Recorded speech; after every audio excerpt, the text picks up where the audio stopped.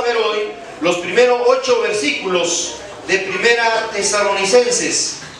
Primera Tesalonicenses capítulo 2, versículos del 1 al 8. Vivir para agradar a Dios. Vivir para agradar a Dios. Primera Tesalonicenses capítulo 2, versículos del 1 al 8. Si ya lo encontró, me regala un fuerte amén. Amén. Amén. Yo voy a leer el número 1, les voy a pedir que todos me ayuden con el número 2 y así nos vamos alternando hasta unirnos en el número. Vamos a leer hasta el 12, vamos a leer hasta el 12, dice la palabra de Dios. Porque vosotros mismos sabéis, hermanos, que nuestra visita a vosotros no resultó vana.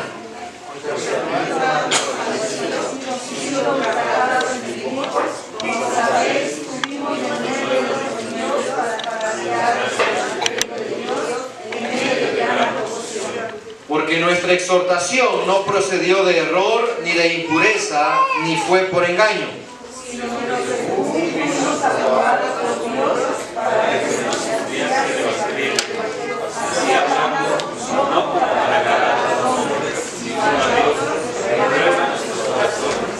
Porque nunca usamos de palabras lisonjeras, como sabéis, ni encubrimos avaricia. Dios es testigo. Ni buscamos gloria de los hombres, ni de vosotros, ni de otros, aunque podíamos ser salvos como apóstoles de Cristo. Antes fuimos tiernos entre vosotros, como la nodriza que cuida con ternura a sus propios hijos.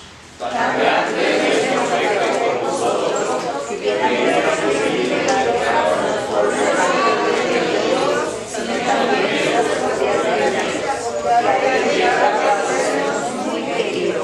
porque os acordáis, hermanos, de nuestro trabajo y fatiga, como trabajando de noche y de día, para no ser gravosos a ninguno de vosotros, os predicamos el Evangelio de Dios.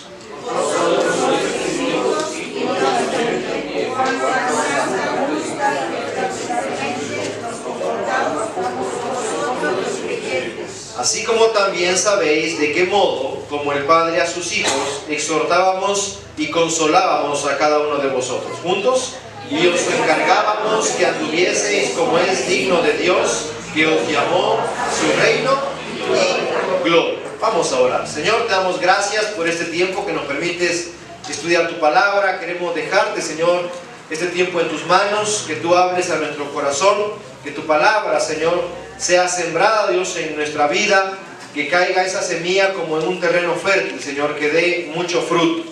Habla a nuestra vida el mensaje que tú traes para nosotros en esta hora, y que todo, Señor, todo lo que se hable en este tiempo sea de acuerdo a tu voluntad y sea para darte gloria y honra a ti. En Cristo Jesús, amén y amén.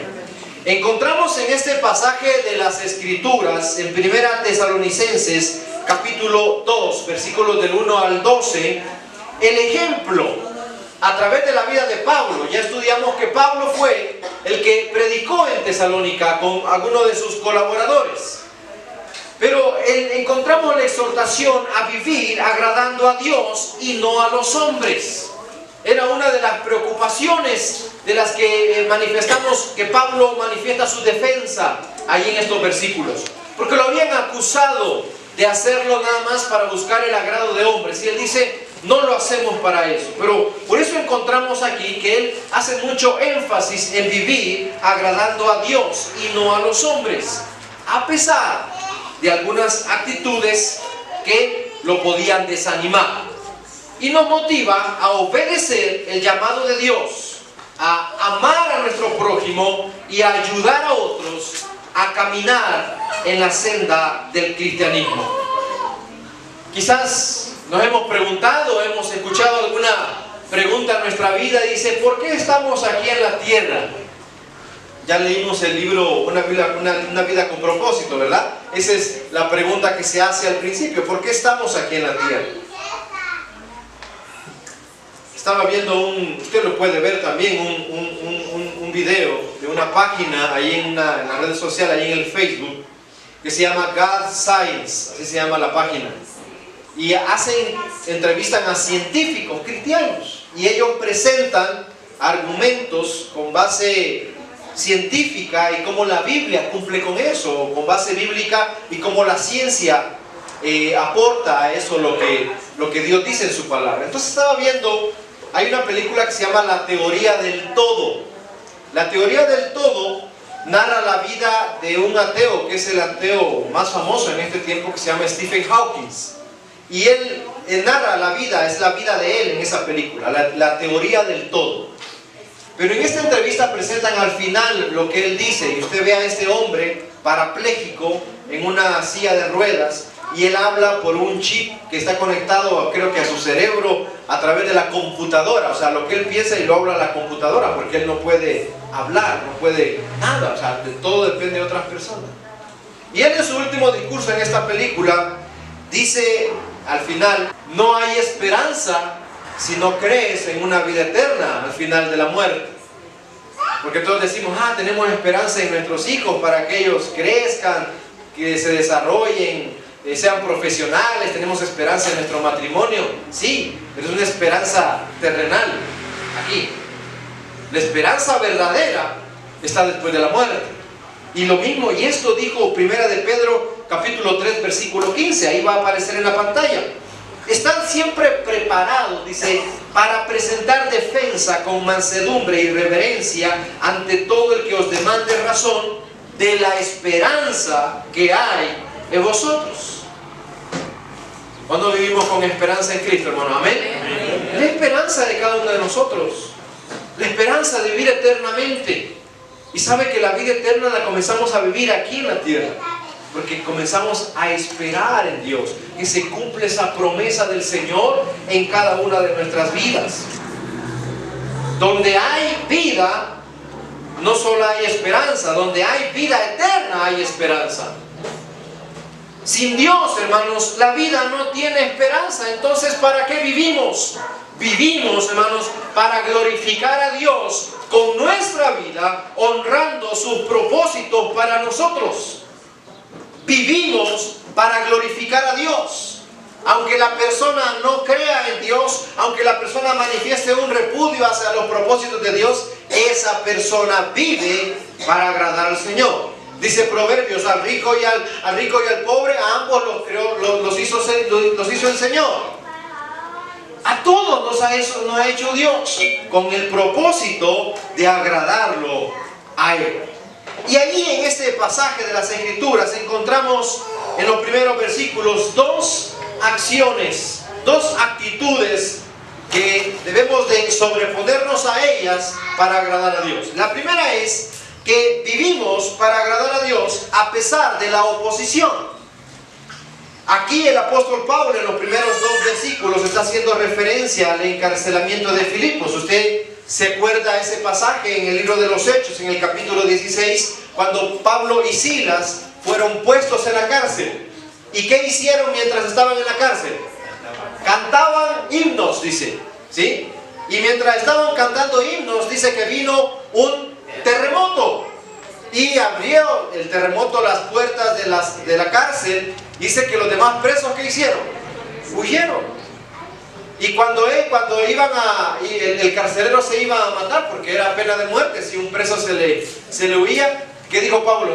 No te asustes, aquí estamos. Y él le predican al carcelero. Y el carcelero se convierte, toda su casa, toda su familia, y se bautizan, dice la historia, en Hechos capítulo 16. Entonces el apóstol Pablo ahí dice en el versículo número 2, pues habiendo antes padecido y sido ultrajados, como sabéis, tuvimos denuedo en nuestro Dios para anunciaros el Evangelio en medio de gran oposición. Pablo y sus colaboradores encontraron, hermanos, oposición donde quiera que ellos iban a predicar. Predicaban y los corrían de la ciudad, los apedreaban, los latigaban, los echaban de ahí y ellos estaban en otro lugar y luego regresaban a seguir predicando. Al fin, pues, que todos los apóstoles sufrieron por predicar el Evangelio también. Cuando nos enfrentamos a la oposición, hermanos, en nuestra vida por la fe en el Evangelio, no debemos de desanimarnos, porque para eso vivimos. Vivimos para glorificar a Dios, y cuando usted glorifica a Dios, va a encontrar oposición. ¿Y sabe qué es lo más triste y lo más difícil de superar? Es que la oposición que encontremos va a ser primero en nuestra propia casa. Hablábamos con una familia durante la semana, no son cristianos, no se congregan en ninguna iglesia, ahí lo fuimos a visitar. Y me comentaban ellos acerca de los problemas que tienen y se me vino a la mente, al corazón, compartirle ese pasaje donde el Señor Jesucristo habla de tomar la cruz y seguirle. Pero antes de eso dice, si me amas más que tu padre y tu madre, no eres digno de seguirme. Si me amas más que tus hijos, no eres digno de mí. Y estudiamos ese pasaje en algunos de los estudios. Y yo le comencé a hablar acerca de esta oposición que van a encontrar en medio de su familia primero. Porque hermano, cuando nosotros nos convertimos al Evangelio, los primeros que se disgustan son aquellos que ya no comparten tiempo con nosotros en lo que lo hacíamos antes, o cómo lo hacíamos antes. Ay, ya te hiciste de esos locos, ¿verdad? Ya te hiciste de esos aleluyas, de esos amén, amén. Ya te ocupas el domingo, solo quieres pasar metido en la iglesia. Ya, olvídate de lo que dice el pastor, ¿verdad? Ya, solo van ahí quieres pasar todo el tiempo. ¿Dónde encontramos esa oposición? En la casa. El apóstol Pablo, hermano, donde quiera que iba y predicaba el Evangelio, encontraba oposición. Pero ¿saben lo que hicieron estos grandes hombres y mujeres cuando encontraban oposición? No se desanimaban. Ellos pedían denuedo, dice. Miren lo que dice 1 Timoteo 3:12, va a aparecer aquí en la pantalla. Es cierto, y todo el que quiera vivir una vida de sumisión a Dios en Cristo Jesús, sufrirá persecución. Y mucha gente, hermano, no está dispuesta a pagar ese precio. Porque le predican un evangelio donde todo es color de rosa. Le predican un evangelio donde, no, hombre, si todo va a estar bien, si vas a salir de la deuda, vas a mejorar todo esto, vas a tener carro nuevo, le preguntan, le dicen algunas personas. No, hombre, va a mejorar todo en tu... Sí, es parte de, pero también es parte principal, la oposición que tienes a la que sobreponernos cuando creemos y cuando queremos hacer las cosas correctas y las cosas bien. Cuando la persona hace lo malo, hermano, las personas malas son las que tienen más amigos, ¿no? Ahí en la escuela lo podemos ver, los jóvenes andan con la bolita ahí, andan aquel, el que es más tremendo, ¿no? Y el que es inteligente, el que hace las cosas bien, el que no toma, el que no fuma, ¿qué pasa ahora? Les hacen bullying, dice ahora, ¿no? Lo rechazan, lo hacen a un lado. Es que las cosas, el camino verdadero y el camino de la verdad, hermano, cuesta. Y mucha gente va a estar en contra de las decisiones correctas que cada uno de nosotros tomamos. Y las primeras personas que van a manifestar eso va a ser en nuestra propia casa.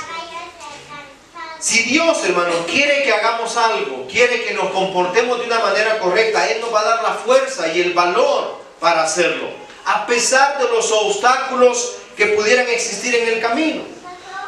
Hay una parte en el libro de los Hechos, en capítulo 4, versículos del 18 al 31, donde usted encuentra la historia donde Pedro estuvo encarcelado con otros apóstoles. Ahí va a aparecer algún versículo en la pantalla.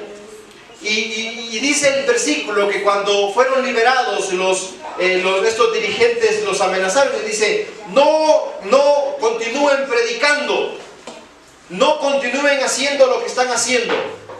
Dice que cuando llegaron a la casa se reunieron con los hermanos, oraron y le pidieron a Dios, dice: Señor, tú conoces las amenazas de esa gente. No le pidieron los discípulos: Señor, aléjanos de aquí, aléjanos de nosotros. No, dice ellos, la petición que ellos encuentran ahí en Hechos capítulo 4, versículo del 28 en adelante, dice: danos más denuedo para predicar el evangelio, danos más fortaleza para seguir predicando, danos más valentía, Señor, para seguir adelante. No se desanimaron, no se entristecieron, pidieron fortaleza a Dios para seguir caminando firmes. Y dice la historia que cuando terminaron de orar, el lugar tembló. Dice Hechos 4:31. Dice que había un misionero allá en una de las etnias, creo que aquí en Sudamérica, y él les estaba enseñando este pasaje cuando Pedro está diciendo: Señor, danos denuedo para predicar el Evangelio. Y estaba toda la tribu reunida ahí, y les dice el versículo, dice: cuando terminaron de orar, tembló, y manifestando pues el poder de Dios. Y dice que cuando estaba en la etnia ahí, terminó de leer el versículo y tiembla, comienza un temblor, y el misionero comenzó a buscar dónde esconderse, y toda la gente se quedó sentada en su lugar.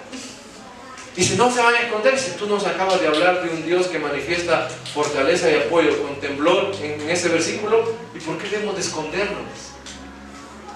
Y hermanos, cuando encontramos oposición, cuando encontramos obstáculos en la vida, cuando encontramos situaciones difíciles por la fe que hemos decidido creer y la encontramos en casa, lo que debemos de hacer es seguir firmes y pedirle al Señor valentía y fortaleza para caminar seguros de lo que hemos decidido creer en nuestra vida.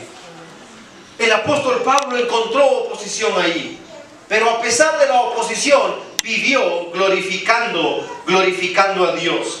Vivió glorificando a Dios a pesar de la calumnia. Miren lo que dice ahí el versículo 3. Porque nuestra exhortación no procedió de error ni de impureza, ni fue, dice, por engaño. Cuando vimos la introducción de Primera Tesalonicenses, vimos que Pablo la escribe porque él está seguro de su apostolado y quiere defenderlo. Porque se habían levantado engaños, y uno de los engaños es que él predicaba por buscar el favor de los hombres, de las personas, porque quería enriquecerse, y levantaron engaños, calumniaron en contra de Pablo. Y Pablo dice: no, lo que predicamos no lo hacemos por engaño, no lo hacemos para agradar a nadie. Pablo vive glorificando a Dios a pesar de lo que la gente está hablando de él. Vimos en la escuela dominical, le invitamos para que llegue a las 11 de la mañana. Estamos estudiando cómo Dios reorienta la vida de grandes personas, y encontramos en la Biblia, por ejemplo, Esteban, Onésimo, y ahora vimos Cornelio. Y en uno de los estudios vimos la vida de Pablo, y cuando, aquí al final de alguno de los pasajes en el libro de Gálatas, encontramos que a Pablo la gente lo tildaba por aquel que asolaba y perseguía a la iglesia. Ese era el testimonio de Pablo. Porque decíamos que nuestro pasado está borrado delante de Dios, pero la gente siempre nos va a tildar por lo que éramos. Siempre: no hombre, si este era aquí, si este era allá. Esto es lo que pasaba con Pablo. Y muchas personas cuando dicen: ¿a poco con ir a la iglesia cambias? Dice algunos hermanos que me han comentado, dice: ¿a poco vas en serio en ese punto? La gente, hermanos, va a continuar hablando. Pero el apóstol Pablo vivía glorificando a Dios a pesar de lo que la gente decía. Yo no sé con qué clase de comentarios usted se enfrenta, hermano. Yo no sé, que quizás con comentarios que lo lleguen a desanimar, lo lleguen a entristecerse, lo lleguen quizás a pensar, decir: bueno, ¿vale la pena seguir o no vale la pena seguir? Dice que mucha gente no va a la iglesia porque no cree en el cambio que las personas están manifestando. Es como cuando la persona va al gimnasio y usted piensa que va a encontrar a pura gente fornida, ¿no? Pura gente, no. Y mucha gente de la que está en el gimnasio, ¿cómo está, hermano? Así como nosotros, ¿verdad? Digo nosotros, ¿verdad? Para no sentirme tan mal yo. Estamos así, y uno quiere tener el cuerpo de aquel. Ay, pero él ya tiene años haciendo ejercicio. Uno cree que va a la iglesia y va a encontrar pura santidad, un pedacito de cielo. No, todos somos pecadores, todos cometemos errores. Y quizá la gente se va a fijar más en eso que en el cambio bueno que Dios está haciendo en nosotros. Pero a pesar de lo que la gente diga, necesitamos continuar viviendo para agradar a Dios. Porque el apóstol Pablo se da cuenta de eso. Dice el versículo 5, miren lo que dice el versículo 5: porque nunca usamos de palabras lisonjeras, como sabéis, ni encubrimos avaricia. Dios es testigo. Dios, hermanos, es el que conoce la intención de cada corazón aquí en este lugar. Dios es el que conoce nuestra vida y por qué usted y yo buscamos de Dios. El mensaje del Evangelio, hermanos, se predica con la verdad. Y usted y yo necesitamos entender que todo lo que hagamos o digamos, lo hagamos para honrar a Dios. Dice Colosenses capítulo 3, versículo 17. Y todo lo que hagan o digan, ayúdenme a leerlo por favor, dice, y todo lo que hagan de palabra o de obra, háganlo en el nombre del Señor Jesús, dando gracias a Dios el Padre por medio de Él. Sin duda hay muchas personas, más que otras, que les afecta mucho lo que la gente diga de cada uno de nosotros. Y le decíamos al principio que quizás hasta en la propia casa encontramos esa lucha. Pero hermanos, a pesar de eso, necesitamos continuar viviendo para agradar a Dios. ¿Por qué? Porque todo lo que hagamos o digamos, lo hacemos ¿para quién? Para la gente, no para agradar a la gente, sino para Dios. Lo hacemos para el Señor. Y veíamos en el estudio aquí de Juan el Bautista. Juan el Bautista, hermanos, él miraba un pecado y lo reprendía, no importando quién era. Podría ser el que estaba a la orilla del lago o a la orilla del río, podría ser su vecino, podría ser su amigo, podría ser su familiar, incluso podría ser el gobernador de la ciudad, que él iba y reprendía el pecado. Y fue eso lo que le costó la vida, porque reprendió el pecado del líder político.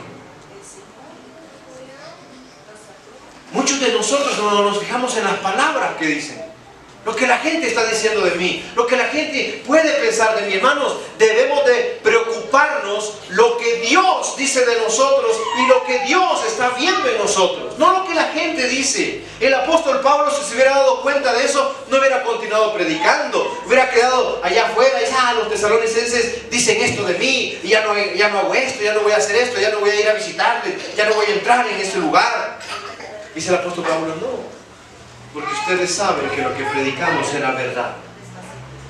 Entonces necesitamos vivir para agradar a Dios, a pesar de la oposición, a pesar de la calumnia, pero vivimos para agradar a Dios, manifestando con dos acciones ese propósito, porque Dios es el que prueba los corazones. Versículos 7 y 8, vivimos para agradar a Dios por el amor que Él ha puesto en nuestros corazones.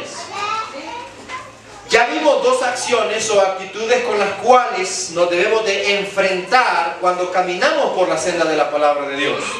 Ahora, a partir de este versículo, aprendemos dos acciones que se deben reflejar como testimonio de que vivimos para dar gloria a Dios. La persona que vive para Dios vive sacrificialmente a su prójimo. Somos llamados, hermanos, a servir. La actitud del cristianismo se refleja en nuestra forma de vida. Primera de Juan, capítulo 4, versículos del 7 al 11. Si usted quiere buscarlo ahí en su Biblia, por favor, va a aparecer un versículo acá nada más, pero quisiera que leyéramos del 7 al 11. Voy a leer el 7 yo, les pido que me ayuden a leer el 8, yo leo el 9, ustedes el 10 y nos unimos en el número 11. ¿Ya lo tenemos? Amén. Dice la palabra de Dios: amados, amémonos unos a otros, porque el amor es de Dios. Todo aquel que ama es nacido de Dios y conoce a Dios. El que no ama no ha conocido a Dios, porque Dios es amor. En esto se mostró el amor de Dios para con nosotros, en que Dios envió a su Hijo unigénito al mundo para que vivamos por Él. En esto consiste el amor, no en que nosotros hayamos amado a Dios, sino en que Él nos amó a nosotros y envió a su Hijo en propiciación por nuestros pecados. Juntos, amados, si Dios nos ha amado así, debemos también nosotros amarnos unos a otros. Si decimos que amamos a Dios, hermanos, el amor a Dios no se refleja solamente con nuestros labios o con nuestras palabras. Se refleja en actitudes, en acciones. Hemos dicho que siempre Dios nos llama a hacer algo. Dios nos llama a que actuemos. Dios nos llama a que hagamos. Y vaya que el Señor pone alrededor de nosotros personas que nos enseñan a amar. Amén. Hermanos varones. Hermanos, decíamos el otro día, vamos a hacer una película, creo que en este mes o el próximo mes, donde nos habla acerca de que nos pone personas a nuestro alrededor a que nos enseñen a amar, que nos enseñen a tener paciencia, nos enseñan a ser ¿qué? Transparentes, nos enseñan a ser humildes. Vivimos, hermanos, para agradar a Dios, pero cuando vivimos para agradar a Dios manifestamos amor para con las personas. Miren lo que dice ahí. Vamos a nuestro texto allá en 1 Tesalonicenses, en el capítulo número 2, versículos del 7 en adelante. Antes, dice, fuimos tiernos, dice el apóstol Pablo, aunque hubiéramos podido ser duros con ustedes. Fuimos tiernos, como la niñera cuida del niño. Y luego más adelante dice, como el padre cuida del hijo. El apóstol Pablo, hermanos, está defendiendo su apostolado y sabe cuál era su mejor defensa, su estilo de vida. Porque vivía amando a las personas, vivía sirviéndoles, a pesar de que encontraba oposición. Él iba, lo echaban y luego regresaba a predicar. Él iba y hablaban mal de él y él predicaba con acción, que refutaba esa mentira con sus acciones. Porque Pablo vivía para agradar a Dios. Y cuando usted y yo vivimos para agradar a Dios, hermanos, lo manifestamos en nuestras acciones. La gente puede hablar, la gente va a decir siempre tu pasado y te va a recalcar tus errores, sí, pero Dios ya no se fija en eso. Dios se fija en lo que tú estás haciendo hoy y lo que puedes llegar a ser más adelante. Vimos la vida de Esteban. La vida de Esteban comenzó sirviendo a las viudas, comenzó sirviendo a las personas necesitadas y Dios lo llevó a morir por el Evangelio. Porque usted y yo no sabemos hasta dónde Dios nos puede llevar cuando comenzamos a servir al Señor. El mensaje, hermanos, del Evangelio es en acción. Las personas pueden hablar y van a levantarse quizás más calumnias a nuestras vidas. Quizás van a seguir hablando mal de nosotros y no ven el cambio que hay en nuestra vida. Pero en la acción, hermanos, el Señor es el que respalda ese testimonio en cada uno de nosotros. Vivamos para agradar a Dios. Vivamos para compartir el Evangelio.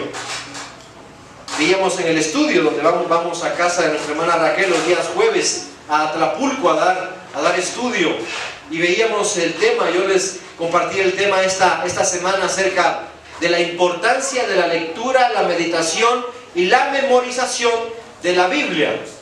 Es importante, pero es más importante la aplicación que damos a lo que leemos. Y decíamos que no es cuánto leemos, sino cómo leemos y cómo lo aplicamos.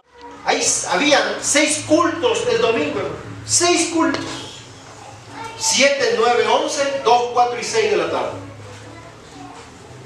Y claro, pues había personas que iban a un culto en la mañana, regresaban al culto en la tarde. Pero había personas que se echaban los 6 cultos. Y uno dice, wow, ¿no? Qué espiritual el hermano, la hermana. Sí, hermano, pero los 6 cultos no le servían para cambiar su vida si no los aplicaban. Es mejor uno y aplicarlo de esa manera. Está como aquel pastor nuevo que llegó a la iglesia y el primer domingo predicó un sermón que a todos los hermanos les gustó. Ay, al final, hermano, gracias por su sermón. El siguiente domingo el pastor predicó el mismo sermón. Algunos hermanos que no llegaron el domingo anterior, no, pues gracias. Al tercer domingo del mes el pastor predica el mismo sermón. Entonces algunos hermanos como que, y este hermano como que no trae otro sermón, no estudió. Al cuarto domingo el mismo sermón y ya pues los hermanos ya estaban un poco incómodos. Y no, pues vamos a ver el quinto domingo el mismo. Dijeron, no, Se pusieron de pie los diáconos, los primeros que saltan. Se levantan y dicen, no, pastor, queremos hablar con usted. Y al final dice, pastor, ya van 5 domingos y usted predica el mismo sermón. ¿No lo va a cambiar? Y dijo el pastor, sí, lo voy a cambiar, pero espero a que ustedes cambien primero lo que escuchan para yo seguir enseñando otra cosa diferente. Y entonces los hermanos, bueno, el otro domingo voy a predicar, no, el mismo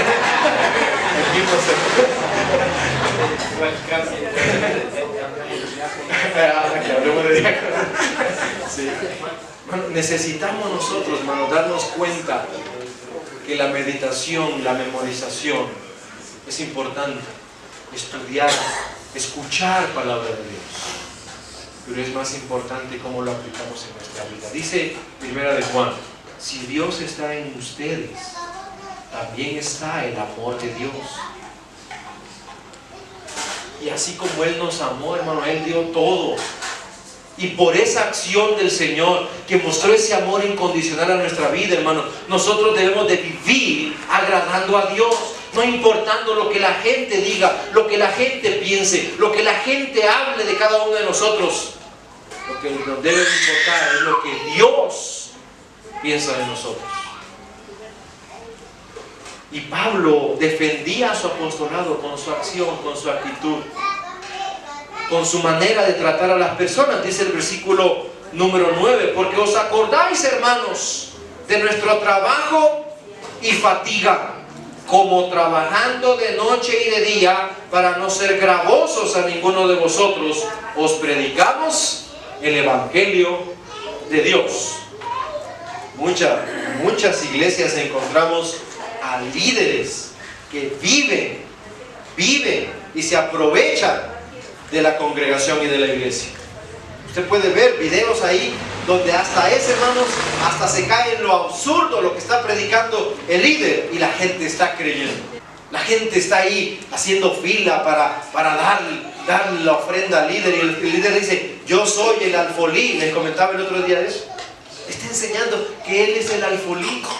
Y por eso traigan todos los diezmos al alfolí. Yo soy el alfolí. Y la gente, hermano, es lo peor, que la gente está creyendo eso.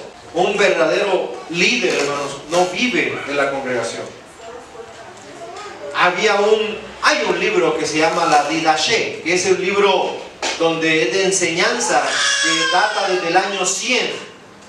Entonces hay unas instrucciones ahí para el que se dice ser apóstol.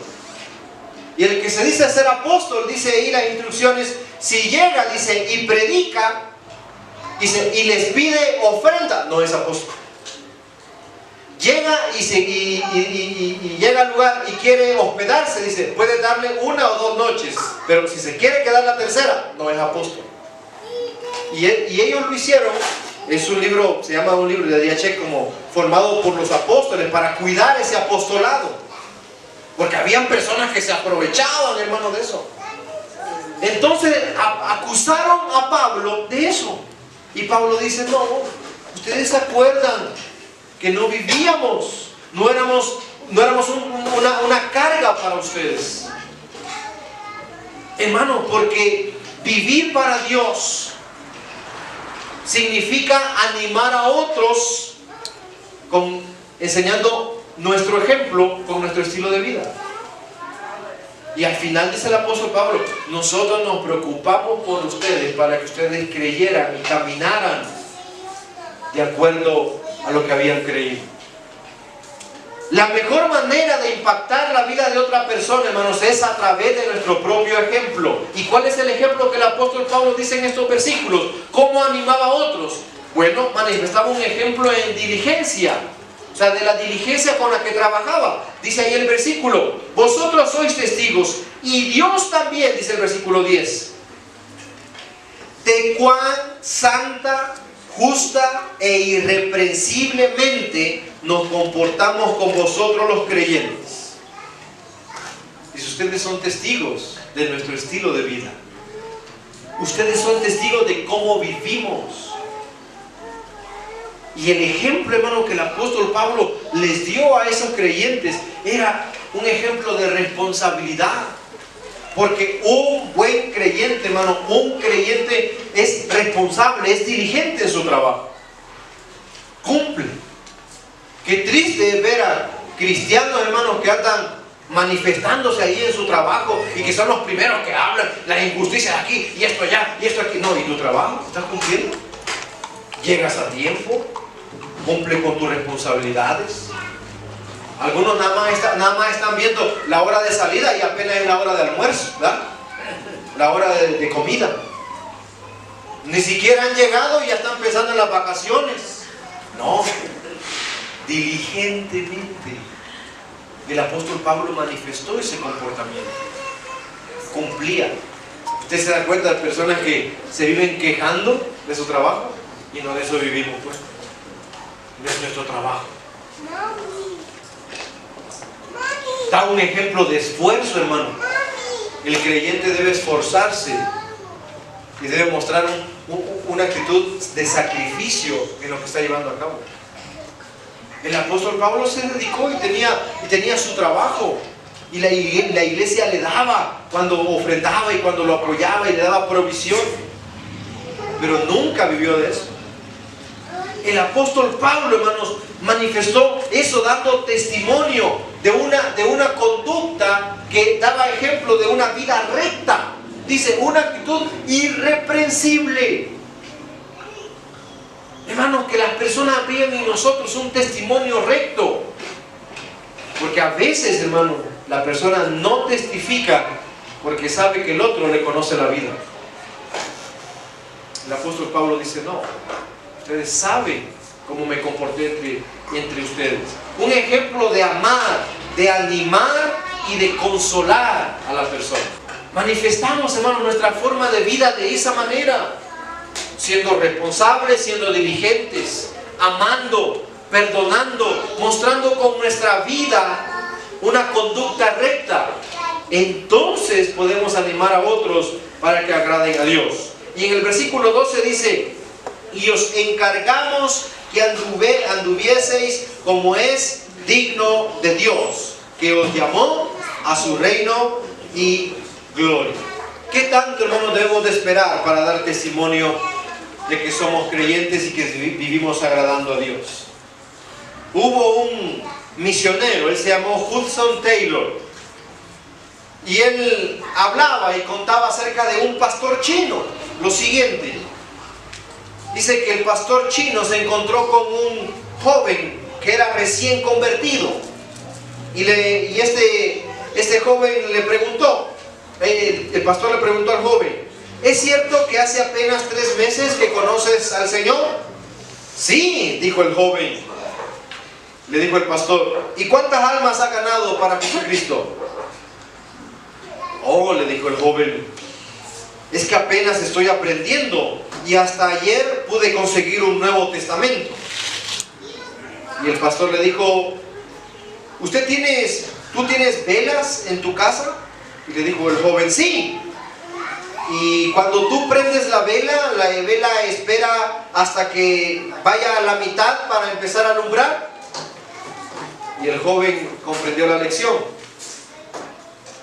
y empezó a trabajar y a predicar, dando testimonio de la conversión que había habido en su vida. Porque cuando hablamos de testificar, hermanos, y mostrar con nuestra vida la conducta que Dios quiere que mostremos, a veces nosotros nos tardamos. Pero una vela comienza a alumbrar desde el primer momento que usted la enciende. Que así sea nuestra vida y que alumbremos dando testimonio que vivimos para agradar a Dios. Porque encontramos en la Biblia que habiendo oído a Jesús, sus discípulos dejaron sus redes y al instante, dice la palabra, le siguieron. Mateo no perdió tiempo, dejó todo y le siguió. Los que eran sanados daban testimonio al instante. La mujer samaritana corrió del pozo a su gente anunciando el evangelio a todas las personas. El etíope que iba en el carro cuando escuchó el evangelio dijo, aquí me bautizo, y siguió proclamándole. Pablo se convierte y comienza a predicar. ¿Y usted y yo? Vivamos, hermanos, para agradar a Dios, a pesar de la oposición, a pesar de la calumnia, vivamos para agradar a Dios, amando a las personas y mostrando con nuestra vida que nuestra conducta refleja que vivimos para el Señor. Cierre sus ojos, incline su rostro y vamos a Dios en oración en esta hora. Querido Dios, te damos gracias, Señor, por tu palabra. Gracias, Dios, porque nos exhorta, Señor, a que manifestemos una conducta que muestre, que refleje, Señor, que vivimos para agradarte solo a ti. Queremos pedirte, Señor, en esta hora que nos ayudes a poder identificar en todas las áreas de nuestra vida que otras personas puedan creer, Señor, a través de nuestro testimonio. Quita, Señor, de nuestra vida, de nuestra mente, toda calumnia, todo engaño, Señor.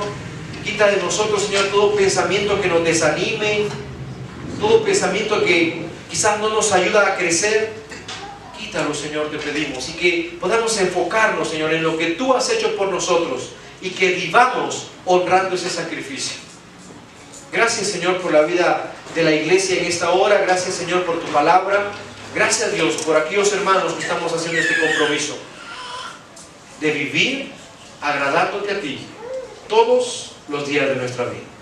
En Cristo Jesús nos quedamos en tus manos. Amén y amén. Muchas gracias por su tiempo, hermanos. Que el Señor los bendiga.